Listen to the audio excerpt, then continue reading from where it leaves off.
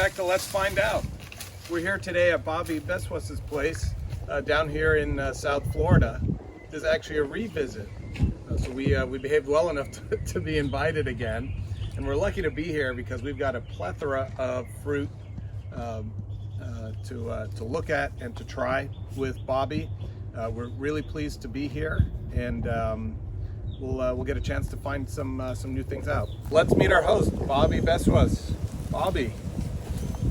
Nice to meet you. Same here, Bobby. Tell us a little about yourself. Well, so I've been growing fruit trees here for the last 4.5 years almost. I bought this property around 5 years ago, and I didn't plan on planting so many fruit trees. I just planned to have a few goats, a few chickens, and a few coconut trees and a few mango trees. Later on, one thing happened to another. I started buying fruit trees. So you have this variety of mango, or you have this variety of guava. So now I have around close to 1,500 different varieties of fruit trees. You're like a true hobbyist. Yeah. We're like Pokemon card collectors. And that gives you a variety of, snacking on fruits all throughout the year. So there's always something throughout the year. So Bobby, one of the things I've noticed is experts like yourself, they always start off as a hobbyist, as one thing that interests you, then a second, then a third. And for a certain group of people, all of a sudden you take off in a certain direction. And that becomes your focus, your interest, your motivation for the next little while. And then somehow you find yourself an expert. So what are some of the tips and tricks that you've developed along the way that helped you go down that pathway? Well, I wouldn't call myself any expert. This is not my profession. I do this as a hobby. So I try to not be too attached to all my fruits and trees. But a few of the things I've developed over the past is you have to prune your trees on a regular basis. The more you prune, the better more fruits you're gonna get. The things are gonna be more disease resistant, more hurricane resistant. So that's definitely the number one tip. And then I mulch a lot, heavily mulch, because I get the mulch for free. It's a little bit work, but the mulch helps to keep some of the weeds out and feeds the tree without you adding any fertilizers. So a lot of mulching. The whole yard should be mulched, and then pruning. Those would be the two main things. And it doesn't matter what your soil is, as long as you mulch. Mangoes. What was your first mango tree? So when I bought the property, it came with one mango tree. That's the only tree that came with the property, that big one. It's most likely a seedling of a Hayden tree, but that tree is big. And there is no way I could eat all the mangoes from one tree, and so many mangoes, and it's hard to pick the fruits all the way from the top. So definitely when I saw that, I said, okay, I need better mango varieties, not just that one. And it must be kept short so I can harvest them easily. So that's the main thing. We have so many selections in Florida. I was able to get, easily, if you can easily buy up to 300 plus mango varieties in Florida. Because I would like a lemon zest, orange sherbet. I have some orange sherbet, lemon zest here. Super Alfonso, which is not really an Alfonso, but it's another one that I like, has a good resiny taste. Valkyrie is one of my favorite. Kerry is also one of my favorite. Has a nice strong. Bombay is a good one. Bombay and Sunrise are very similar. Yeah. I like both of those. Pineapple Pleasure. I got a Pineapple Pleasure here from one of my trees. That's also one of my favorite mangoes. How about fruit punch? Fruit punch is also good. Fruit cocktail is actually, I like it a little more than fruit punch. Fruit cocktail is definitely in my top 5. Fruit cocktail. Fruit cocktail, yeah. 015? 015, yeah. Find that flavor profile. 015 is good. I have an 015, yeah. Okrong is good. Jahangir is good. Jahangir. Do you have a Jahangir? I have a Jahangir with fruits on them, yeah. It's not ripe yet, that's why I didn't pick them. Alfonso is good, but I'm not sure if the Alfonso sold in Florida is a decent mango. All right, so we've got orange sherbet here. How do you know when to pick it? So I pick a fruit when it's turning slightly yellow on the tree. That's when it has the optimal ripeness. But sometimes it rains a lot and it kind of drops prematurely. You don't have a choice. But let's say the weather was perfect, you had a choice, You want to pick it when the branch on top is completely brown. If the branch has any green to it, you don't want to pick it. Okay. And number two is if you can see a slight yellow on the fruit, that's best. If not, that's okay too.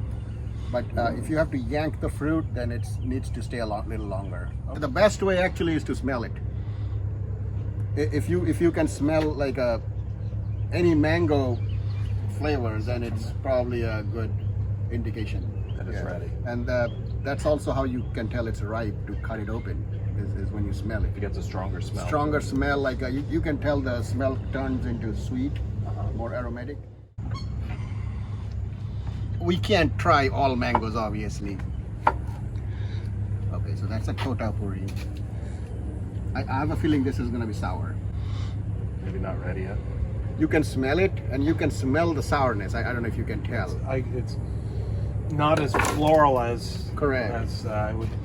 Orange sherbet is a top mango, so I'm just gonna go ahead and wait for it to ripen. No. I mean, you're not gonna be able to get it. Have you had this before? I've had some. If I have a tree, orange. But it only has on. Yeah. But did you have this in Florida recently? No. I haven't tried orange sherbet for a few years. That's a good one. That was the Excalibur mango, right? Yeah.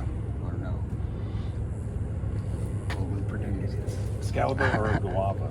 This one is the guava. Apparently, it's not a guava. It's actually centelon. That's the. I was going to ask you about the centelon. That is guava. Centelon is from Africa, or no, Burma. Burma. So, guava mango is. This place is clean, or it will be once you guys are done eating it. But this one was not ready. This is a harvest moon.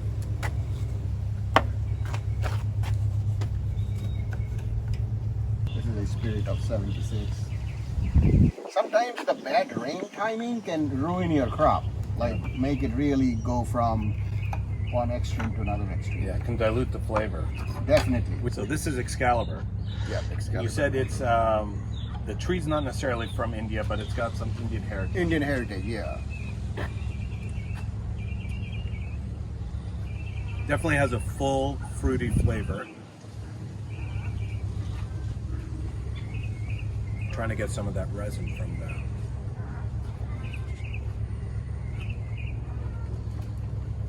You get maybe just a hint of it. Still a nice mango. Is this the typical size? Medium size, medium large? Yeah, that's it's a larger size mango, medium large to large. Yeah, they'll be like a pound each. And juicy. Juicy, flavorful, a little bit on the dense side. A little bit of fiber. This is a guava mango, also known as centelon.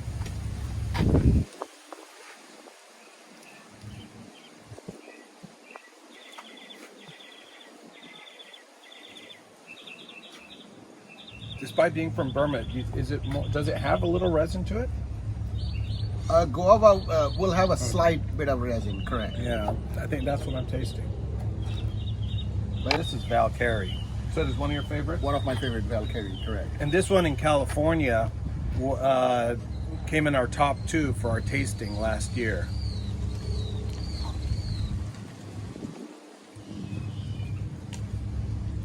I think Sweet, but not as sweet as it could be. it could be a little more riper also.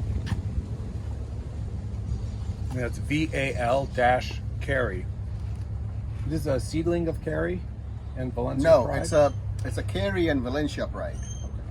I don't know if it's a seedling of Carry or not, but it's a cross between Valencia Pride and Carry mango. That's a Mahachanok. Mahachanok is one that every time I come to Florida, I hear from some of the experienced growers that this is either their favorite or one of their favorites. I think it's a pleasant, mild, somewhat floral mango taste. It's not an overwhelming flavor. It's got some background sweetness. Texture is a little firm and maybe custard, a little firmer than a custard.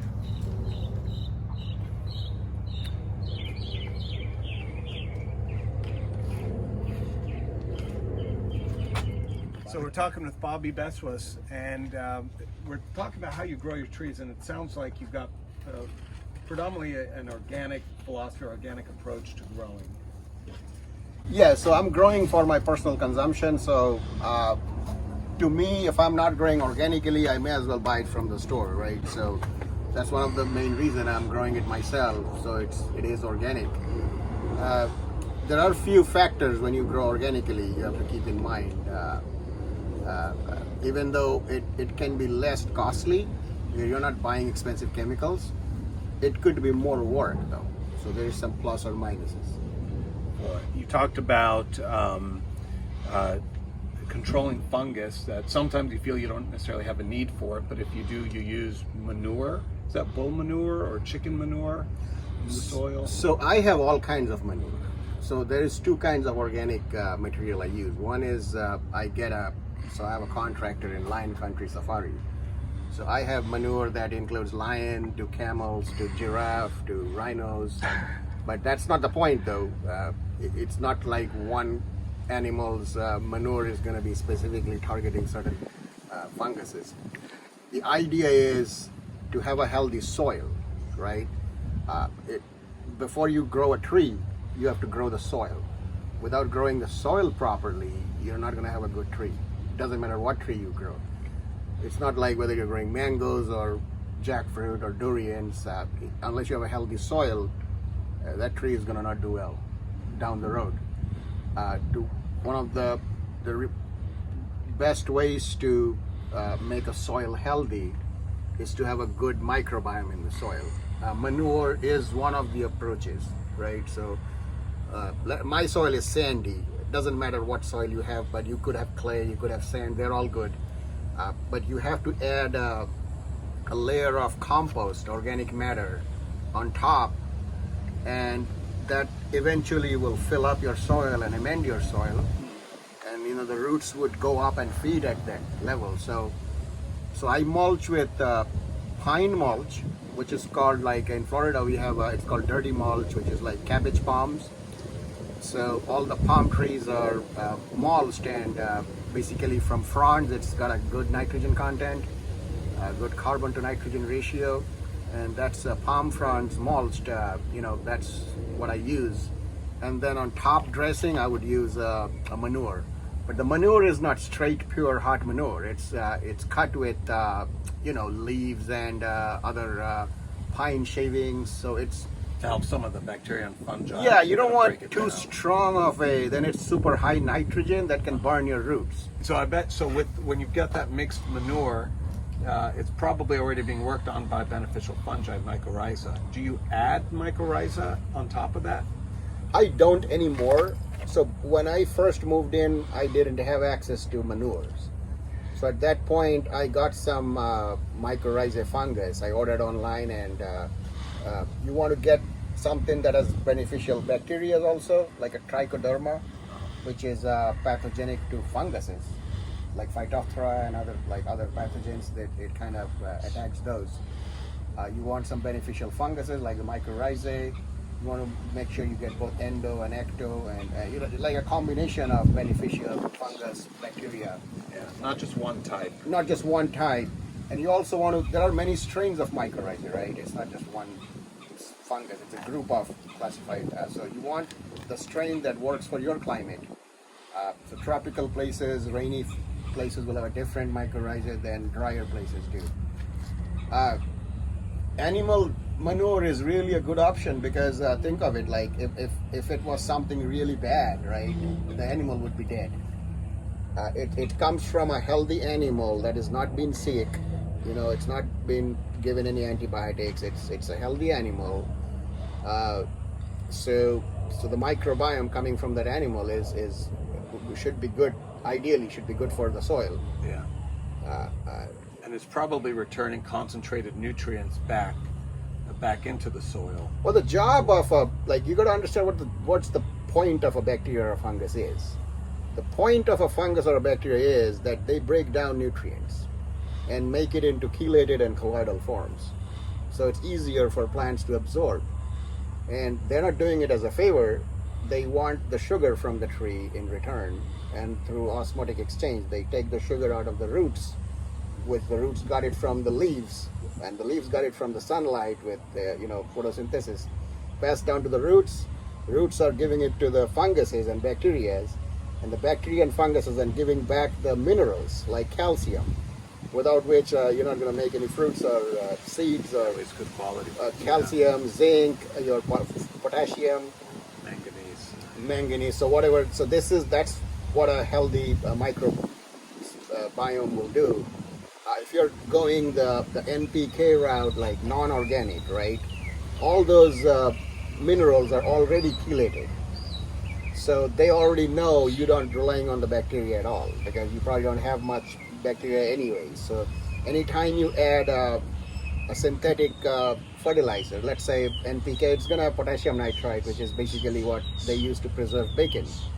So all the deli meats and the bacon are gonna have the nitrites. So they are selling this nitrite-free meat in the Whole Foods these days. Yeah. So That's what I buy for my kids. so the nitrates will Be there.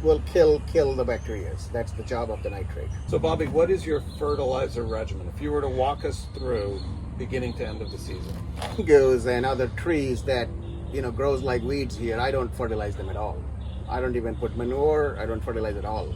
I had laid the mulch and the organic matter like pine mulch long time back, but I haven't fertilized it since. But trees that are not native here, that I like to have them fruit, those I would like, for example, a mangosteen. Okay, something that I care for doesn't grow here. Yeah, those I would actively fertilize, and foliar spray would be definitely part of the regimen. Regardless of fruiting or not fruiting, I want to fertilize them like once every week or once every 2 weeks. You want to foliar feed them, or you can have an automated system that Like a fertigation. sprays. Like a sprays on them, but you can have an injection. But mangoes I don't fertilize. If you are in California, where you don't have a lot of rain coming, you might want to fertilize a little bit, or if you don't have access to compost or mulch. So ideally, if you want good yield of mangoes, yes, you should foliar spray. I haven't done because I got lazy, but you want to foliar spray with all the trace minerals, something with a higher potassium around a month before it flowers, it blooms. But like 4 to 5 months before it flowers, you want to add like a high potassium fertilizer in the soil so it's slowly absorbed. So that's maybe end of the season. So after you pick your fruit, you would then put in the slow release. Not necessarily. After I pick the fruits, you want to prune and not fertilize. Okay. You want to take out the nitrogen out of the tree, and you want it to branch out, because remember, my trees are very close to each other, and if I don't prune, it's gonna not get enough sunlight. So as soon as I pick the fruit, that's the time when I'm least expecting it to fruit. As soon as I pick the fruit, that would be the ideal time to prune. So when I prune it, I would not do anything. Maybe if you are proactive, you can spray a natural fungicide like a copper-based or sulfur-based as soon as you prune it, so nothing goes inside those cut areas. If you're proactive, you can do that, like just a copper, sulfur-based, or boron or zinc. They're all just natural contact fungicides. Most minerals are fungicides by nature. Work as well. Yeah, so you spray that, and then about October, November is when I would fertilize with potassium, like a K-Mag, or in the soil. That's like around 3 to 4 months before. It's either blessed or cursed. For mangoes, I see it more as a curse. Well, maybe it's, I don't know. But our season ends September, October. You pick the fruit then, the end of the hot season. There hasn't been any rain for months.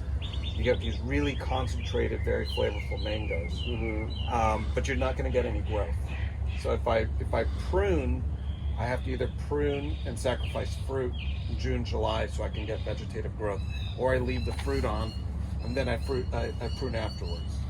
But I'm not going to get, if I prune in September, October, I'm not getting any growth at that point. Well, you're never going to prune There's no fixed rule saying you got to prune in July or August. You prune when you pick the fruits, regardless. Your fruit might happen in January, then you prune in January, because that tree that fruited in January or November, it's technically is going to fruit next year again in January or November, whenever it is, doesn't matter. So you prune exactly at the same time, which is farthest away from its fruiting cycle, right? So you're giving the maximum possible time. See, when you prune a tree, you're going to increase vegetative growth.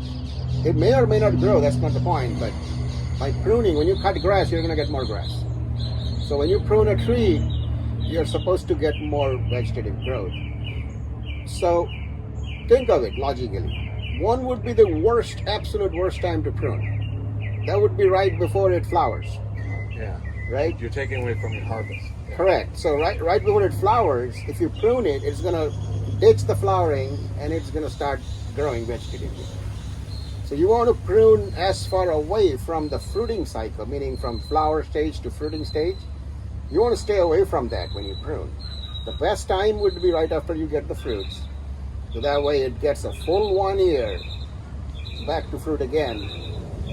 If it grows, if you have a good weather, it's gonna grow. If your temperature is too low, it's not gonna grow, but that's not something you can control.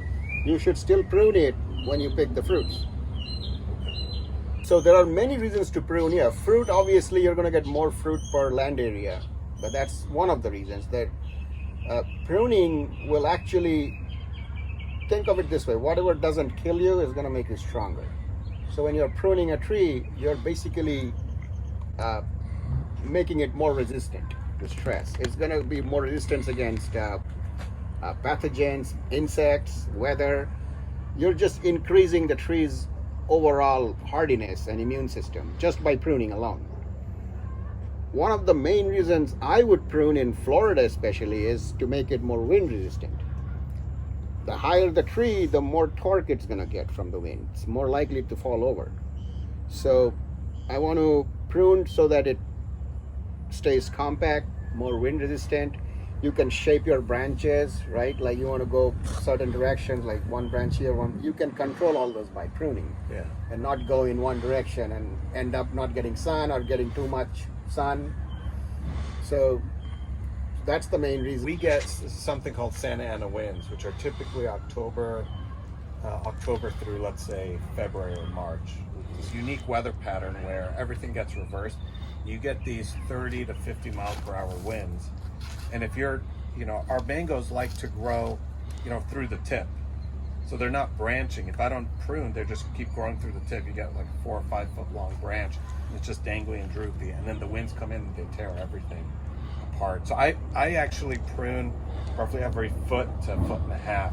Try and get short, stubby branches to strengthen them. Is that kind of your approach to? Yeah, I use 2 hands length from one node. So you have a stem, one branch coming out from that node. I'll use 2 fingers, like about 18 inches, like a foot and a half, and you prune there, and then let it branch. Then every foot and a half you prune there, so it becomes like this branching structure. Branching structure. Good. I'm following some reasonable approach.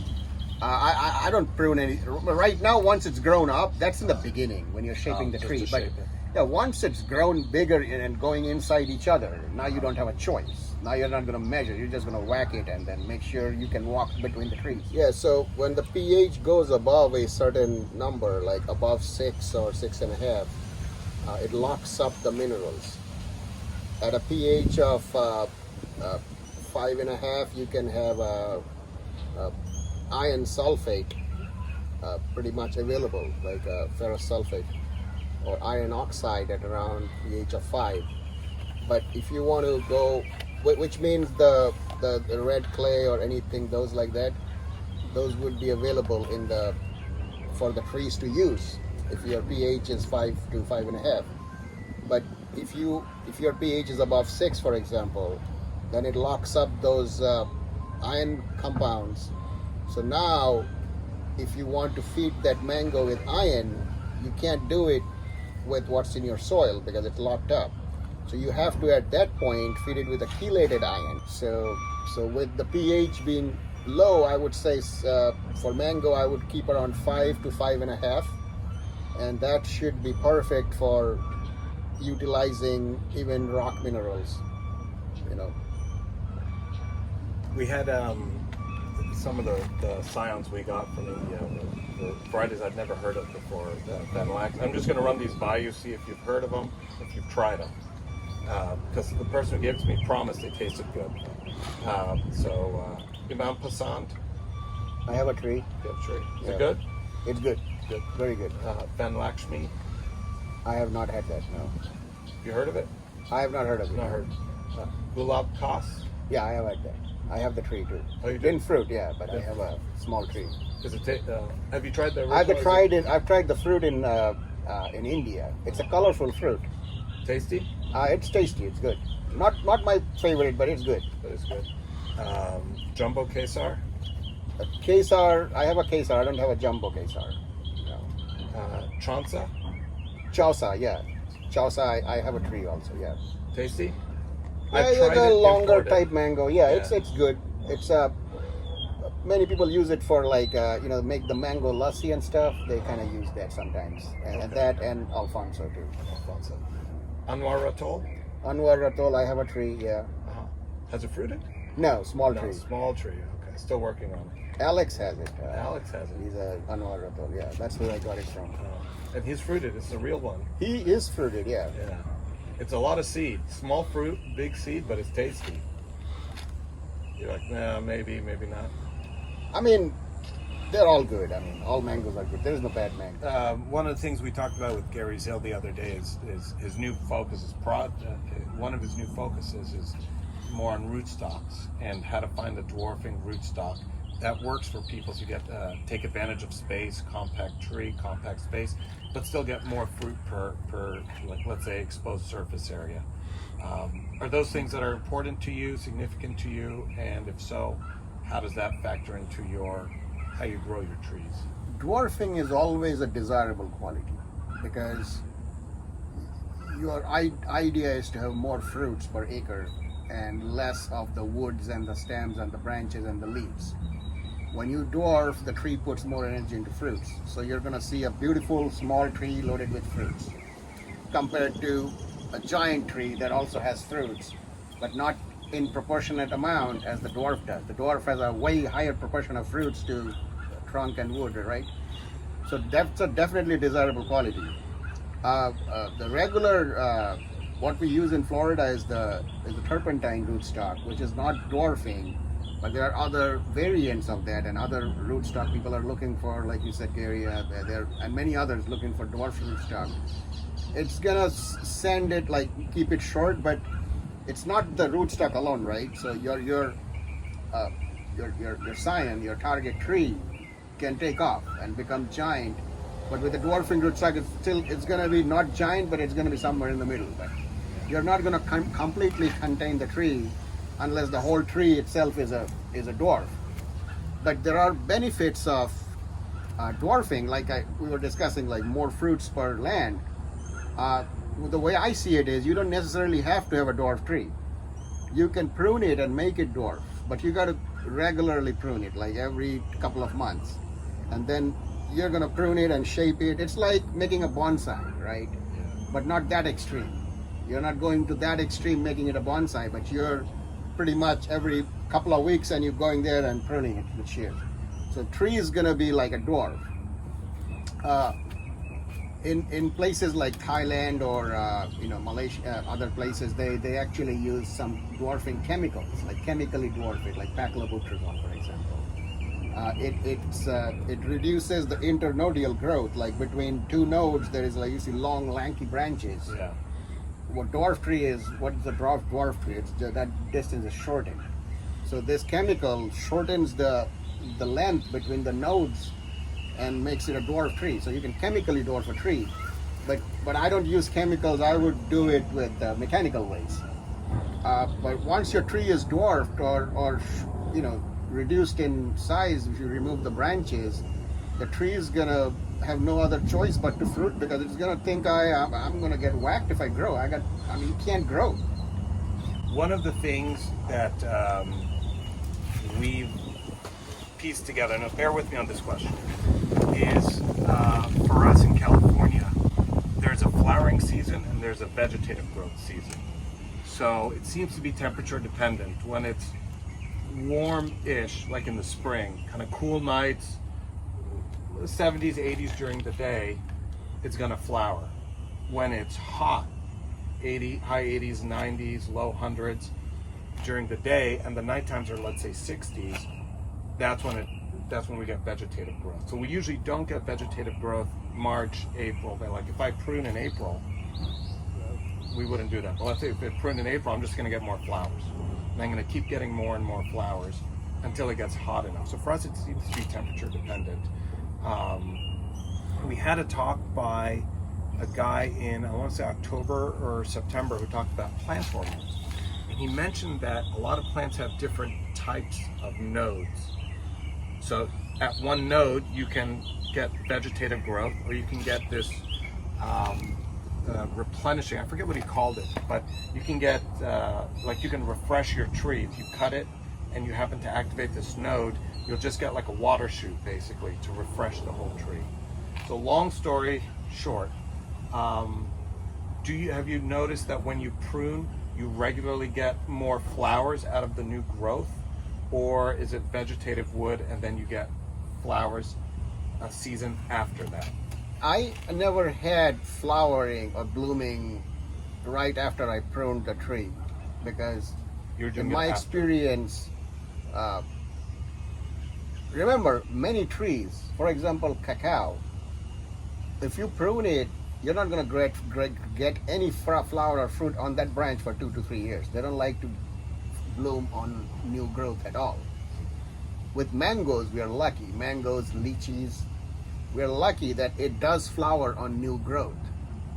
But I wouldn't want to prune it right before it flowers, because then it might flower a little bit because it's time for it to flower based on the time of the season, but it's not gonna give you the best fruiting taste-wise, result-wise. So too close to the cycle, like you said earlier. Yeah, so you want to prune it away from the cycle. Even if it doesn't grow, that's okay. It's gonna grow when it's time for it to grow. So one of the issues we have in Southern California is real estate. Mm-hmm. Most people have small yards or they're growing in pots. So growing in pots or it's a small yard, we tend to multi-graft to take advantage of, trying to collect as many as we can. Sure. Try as many fruits or extend our season. Does that work for mangoes? Yeah, mangoes can be kept dwarf or smaller size, and you can do that with mangoes. Of course, I understand you want to push as much as you can have in real estate, what availability. One of the things some people do is have one big tree and multi-graft onto it. Let's say you only have room for one tree in your yard.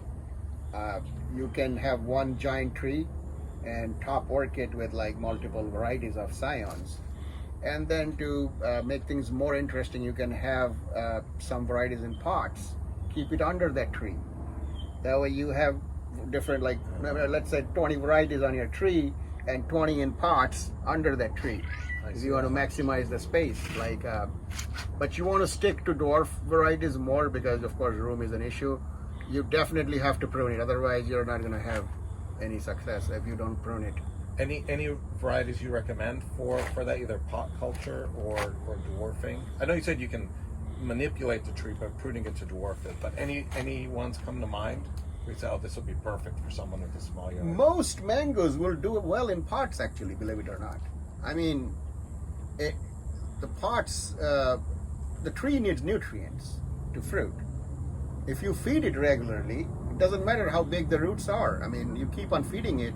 I've seen 1 gallon durians, 1 gallon with fruits on it. And that tree is 12 feet tall with a 1 gallon pot. You don't need big roots as long as you're giving it food regularly. So that's a myth that you have to have a giant pot or you have to plant it in ground. You can't do it in pot. You can fruit almost any tree in pot. There are exceptions. Coconut is an exception. That tree is not going to like a pot.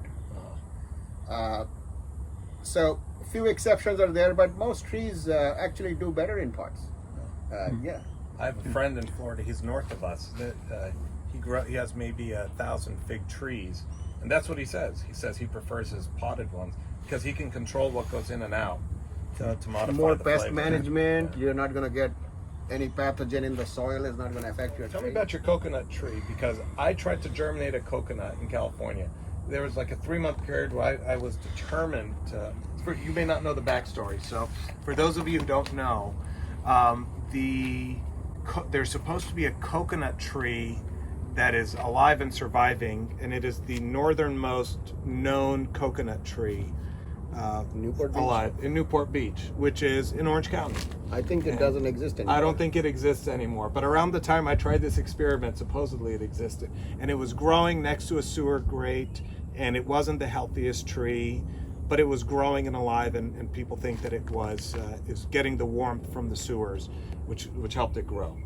So for a while, I tried to germinate a fruiting coconut, and I had to put it in a bag, put it under the sink or something like that, and it never worked. And eventually I gave up. I spent too much money trying to figure it out. So, how did you get into coconuts? And how did you germinate them? Well, if I were to have one tree, Uh-huh. I would have a coconut tree. Okay. So when I moved here, I saw my neighbor with a coconut tree. Only after that, I bought my property. I wasn't going to buy it if I couldn't grow coconuts. I'm not into durians or mangosteen. Well, now I am, but I wasn't back in the time when I bought the property. My only goal was to have a few coconut trees. I climb coconut trees. I drink coconut water regularly, and many other uses of coconuts. Do you germinate these from seed, or are they known cultivars? So most of my trees are known cultivars from USDA Miami. So I have a Fiji dwarf, I have spicata, I have gold Malayan dwarf, red Malayan dwarf, and yellow green Malayan dwarf. Then I have Jamaican talls. I have a hybrid of Jamaican and Mexican tall. I have that's a Thai dwarf, Thai coconut. It's not dwarf, but it's a semi-dwarf. It's the same one that you buy from the stores. For the coconut From water? the Thai coconut, yeah. So that's the Thai coconut. I have a Key West coconut. I have an Indian tall coconut. I have that, what's near Samoa? That's an island, I'm forgetting the name, but Tahitian coconut. A few of those, but I've noticed that so you're talking about germinating, right? So yeah, so there are some that I germinated myself. Like some of the things I bought online, like a Tahitian coconut or a Key West coconut I picked from Key West. So germinating coconut is an interesting thing. Typically, coconuts grow near the beaches, right? They're highly tolerant to salt water. When they drop, they sometimes drop in the ocean or the sea, and then they know that's not their home. They can't sprout when they're in the ocean. They're not going to be able to grow there. So and then they flow through the current and they hit the beach, and then they get no more no more salt water anymore. They're landed on the beach, and then they get rainwater. The switch from the salt water to fresh water is what switches them to sprout and grow. So one of the tricks we used to do back in the day, is when you get a coconut, you soak it in a bucket of salt water. You don't have to pick up water from the ocean. I mean, you could, that's the best. But you can just add a handful of salt in a 5-gallon bucket of water and dip the coconut for 3 days. Then you pull it out and you plant it, and you water with regular water. It's gonna sprout and start growing. It knows that it reached land now. It's like food in a way, and then it's gonna start growing. You've activated it. You activated it. So, but that's not a necessary thing. I mean, if you can take a coconut that falls here, it never seen salt water in its life. It's still gonna sprout because it's getting water and stuff. So, it's not something necessary, but that's what I said about salt water kind of speeds up big time. Yeah, it speeds up the And the process. coconut becomes healthy too, because the salt penetrates the husk and everything, and it kills up all the fungus and everything. I didn't get any sweetheart, but this is try it and tell me. It's one of the Chinese varieties. It's really good actually. It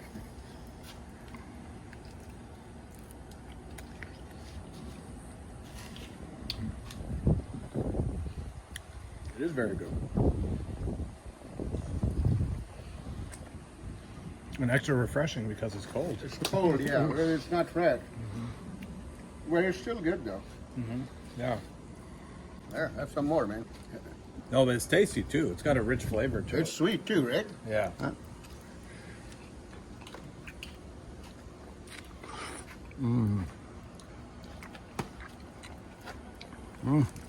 We took care of the lychees better than I did the mangoes. These had a lot of foliar spray going on this one. You can taste it probably. It's got all the minerals. From Bangkok, we actually ate the fruit and planted the seed. This Santol. Santol has many varieties. This is the from Bangkok. This is a giant fruit with more pulp and less seed. Sweet, very sweet. In one of Bobby's greenhouses, you saw the santol. What is it? This looks like an of something. Now this is a seedless guava. Oh. Actually, I should have been able to tell by the. Got some little bark. fruits on it. So I got 4 kinds of seedless guavas. This is one of them. It's pink flesh and no seed, juicy, crunchy, really good. The pods. You're gonna have a hard time doing this in California. I bought one from Florida. It died within 3 days. Then I read about it. Oh, it's really tropical land, guava. Is it champagne? Champagne. What size do they fruit? It's supposed to fruit by now. I mean, this guy is a champagne too. I got from Sri Lanka. Somebody's having fun here. Looks like. That's breadfruit. That's a champagne. Believe it or not, that's like 4 years old. That's a champagne. This is a champagne. No flowers yet, no. They grow tall and lanky.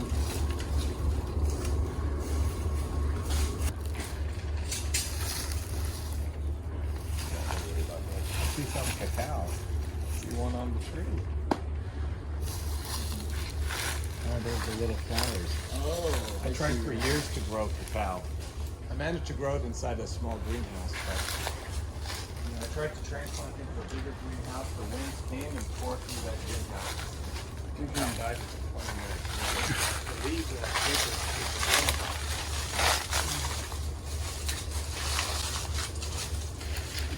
Here's a cacao there.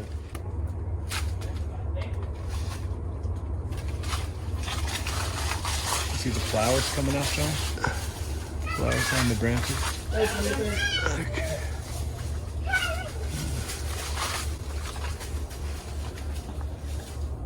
up, Felipe? How's it going, buddy? Good, man. Oh man, putting me on the spot. Hello guys. But it's getting away though. I got it. Mangosteen.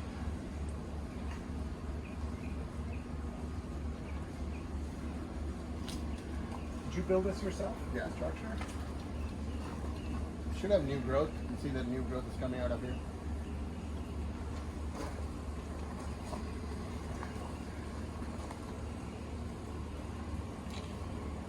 Grow all this for yourself, or do you sell it? No, nothing for sale. Growing it all for yourself. Yeah. It's not being never yet so This is the durian. yeah. Hold on, durian too, by the way. Now you grafted these into each other? Yep. It didn't make it. I mean, Were you trying to give it stronger roots? yeah, it's called a 3-foot durian.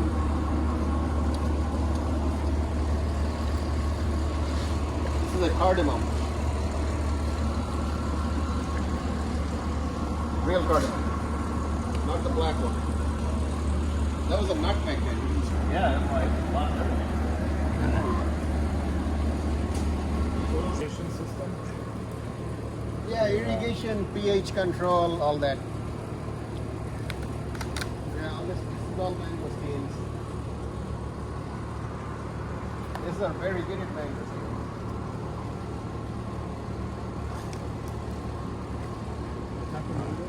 Mangosteens. Oh, mangoes. Purple mangosteen. Variegated though. Wow. Very good. Hell yeah. Those are in the soil. That's a clove tree. These two. Palasan. In the back, the tall ones in the back. Those are in the back, yeah.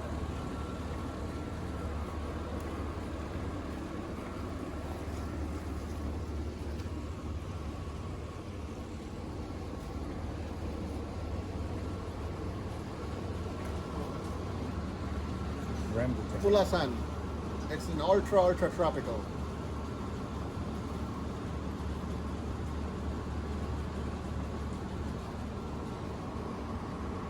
Are you going to put it in the ground? No. This is more than enough for it to produce a few hundred fruits. If you notice, it's got the holes.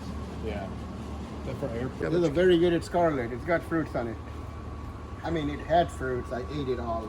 Yeah, they're the flowers. There is a fruit here. Yeah, there you go.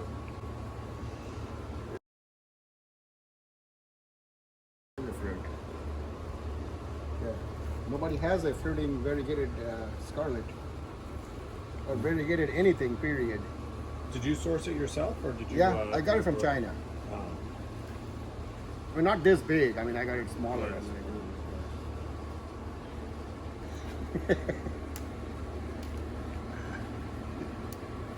Do you have a white jalapeno Like 12 different varieties Oh, of white. 12. Oh, okay.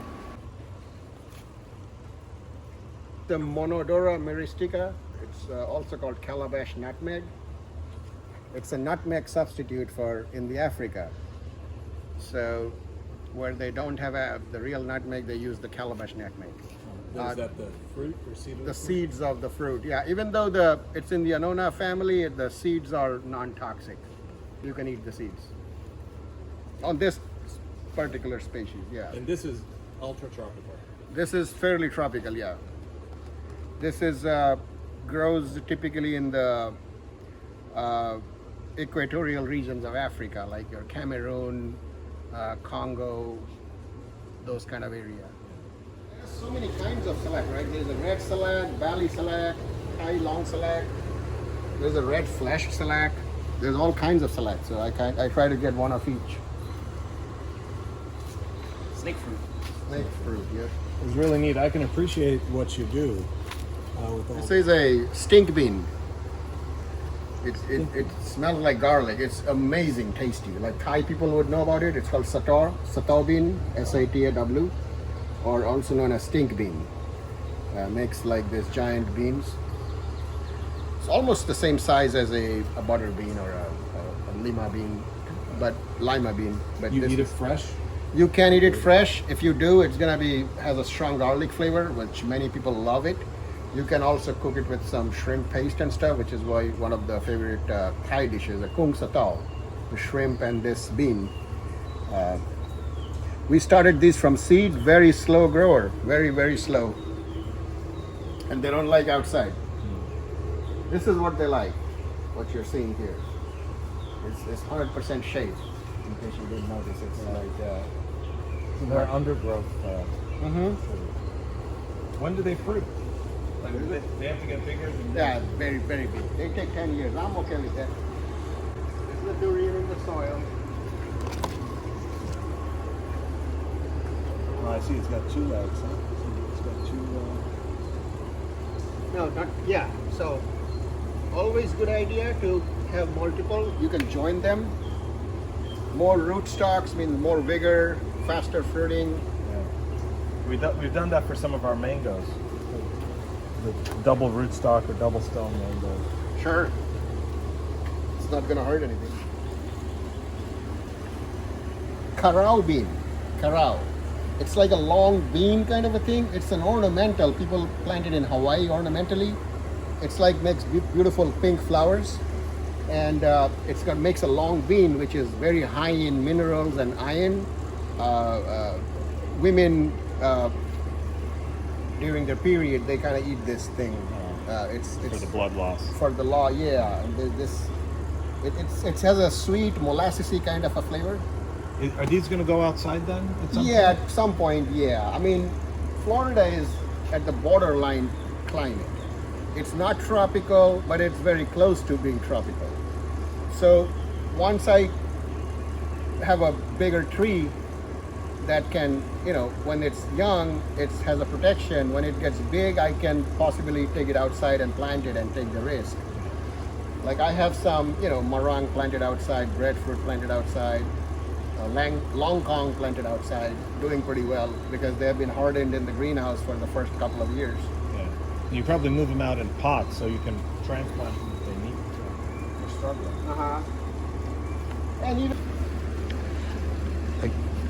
And this is a hybrid of Durio cutagensis, which is like also known as a gateway durian because it doesn't have that funk.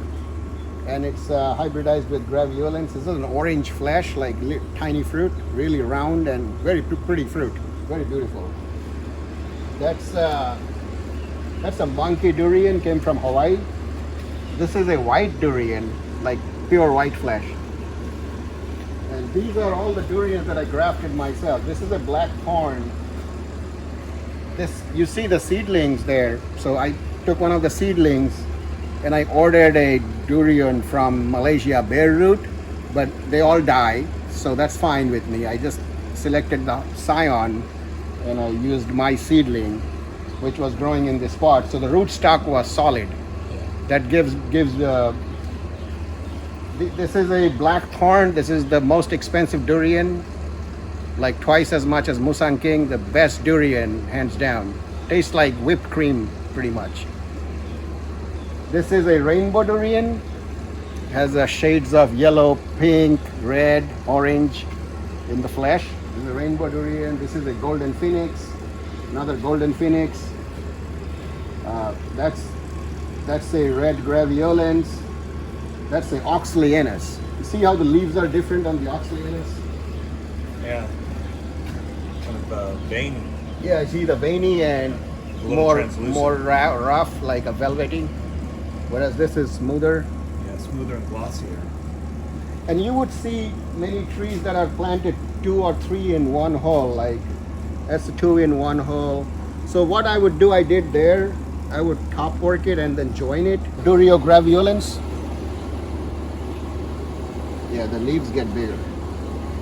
You see, compared to that, which is a chani, the leaves are much bigger compared to a chani and this one.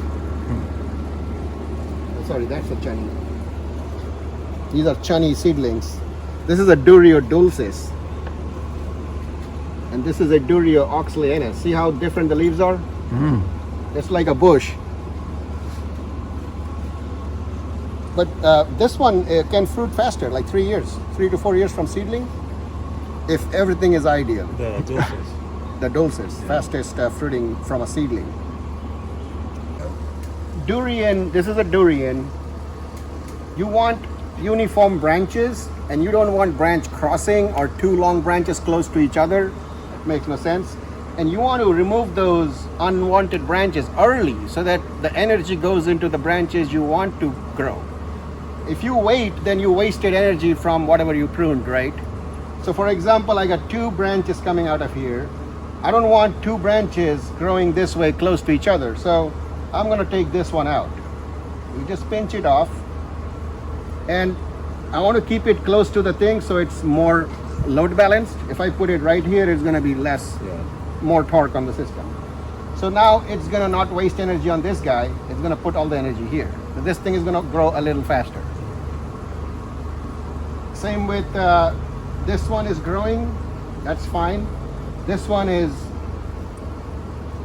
this one is, it can grow. This one I'll have to take out. So this is another branch that is growing. So I want it to go this way. So I'm gonna, No, it's too close to the one above it. correct. So I'm gonna take this one out. And I'm gonna let this one grow. So this is like around 9 inches, 10 inches, that's fine with me. Because remember, this thing is going to expand to a little bit when it gets bigger. This is fine.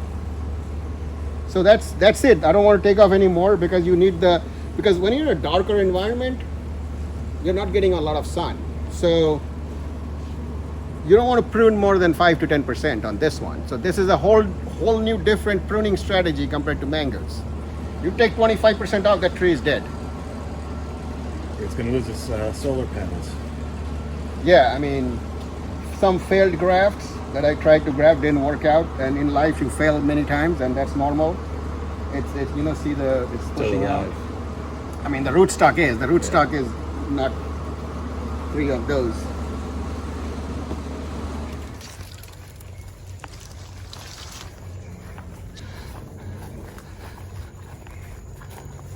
These are some of the red cashews I got.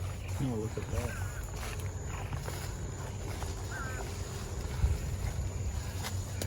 Yeah, the apple can be made into a juice.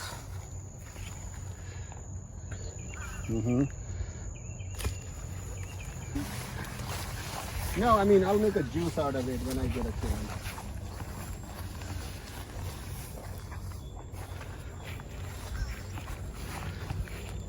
Llamas. Some of that. This is an illama. So this is a illama. They get bigger, but it rained a lot, so this one dropped.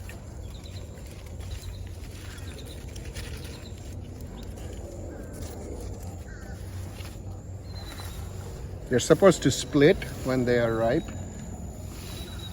Well, Bobby, we had a great time with you here. I've seen some things I'd never expected to see here in this country before. Weather is telling us it's time to go. Any final words for us? No, thanks for coming, man. Thanks, welcome again. I hope to see you next year when I hopefully have some fruiting mangosteens next year. And eventually, in like 5 years from now, have some durians too. There you go, with durians. Take care, man.